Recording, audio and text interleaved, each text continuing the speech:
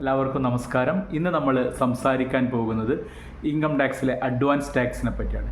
March 15-ാം തീയതിയാണ് ഈ financial ഇയറിൻ്റെ, അതായത് 24-25 ഫിനാൻഷ്യൽ ഇയറിൻ്റെ ലാസ്റ്റ് 4th ഇൻസ്റ്റാൾമെൻറ്റിൻ്റെ അഡ്വാൻസ് ടാക്സ് അടക്കേണ്ട അവസാന തീയതി.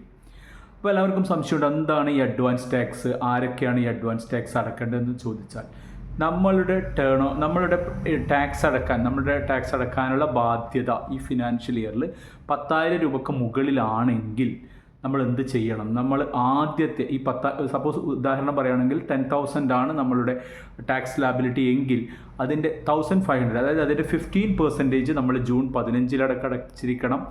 45% സെപ്റ്റംബർ 15 അടച്ചിരിക്കണം. അതായത് 4,500, ടോട്ടൽ 4,500 നമ്മൾ സെപ്റ്റംബർ 15 അടച്ചിരിക്കണം. 75% ഡിസംബർ 15 അടച്ചിരിക്കണം. 100% നമ്മൾ മാർച്ച് 15 അടക്കണം. അപ്പോൾ ഈ അഡ്വാൻസ് ടാക്സ് നമ്മൾ അടക്കാനുള്ള നമ്മളുടെ ബാധ്യത നമ്മൾ നോക്കുമ്പം തീർച്ചയായിട്ടും നമ്മളുടെ TDS TCS നമ്മളിതിൽ കൺസിഡർ ചെയ്യേണ്ടതാണ്. അതായത് നമുക്കറിയാം, ഇപ്പം 3rd ക്വാർട്ടർ വരെയുള്ള TDS നമ്മളിതിൽ റിഫ്ലക്റ്റ് ആയിട്ടുണ്ടാകും. 3rd ക്വാർട്ടർ ജനുവരി 31 ഫയൽ ചെയ്ത് ഫെബ്രുവരി 15 നമ്മളുടെ പാനിലൊക്കെ നമ്മുടെ TDS ഒക്കെ റിഫ്ലക്റ്റ് ആയിട്ടുണ്ട്. നമുക്ക് 26 days ഒക്കെ നോക്കിയാൽ നമുക്ക് അത്ര TDS നമ്മൾ ഉണ്ട് നമുക്ക് മനസ്സിലാകും. അത്ര TDS നമ്മൾ എടുക്കുന്നത് കട്ട് ചെയ്തിട്ടുണ്ട് നമുക്ക് മനസ്സിലാകും. അപ്പോൾ നമുക്ക് അഡ്വാൻസ് ടാക്സ്, സപ്പോസ് നമുക്ക് അഡ്വാൻസ് ടാക്സ് അടക്കാൻ നമ്മുടെ ടാക്സ് ലാബിലിറ്റി നമ്മൾ നോക്കുമ്പോൾ 15,000 രൂപയുണ്ട്. നമ്മുടെ TDS അല്ലെങ്കിൽ TCS ഒക്കെ നമ്മൾ 26 days കമ്പയർ ചെയ്യുമ്പോൾ അവിടെ നമുക്കൊരു 18,000 രൂപ ഉണ്ടെങ്കിൽ നമ്മൾ അഡ്വാൻസ് ടാക്സ് അടക്കേണ്ട കാര്യമില്ല. അപ്പോൾ നമ്മൾ തീർച്ചയായിട്ടും നമ്മൾ അഡ്വാൻസ് ടാക്സിൻ്റെ ബാധ്യതകൾ നമ്മൾ നോക്കുമ്പോൾ നമ്മളുടെ TDS TCSൻ്റെയും കൂടി നമ്മളൊന്ന് കൺസിഡർ ചെയ്യണം. അതിനുശേഷം അത്രയാണോ നമുക്ക് ബാധ്യത വരുന്നത്.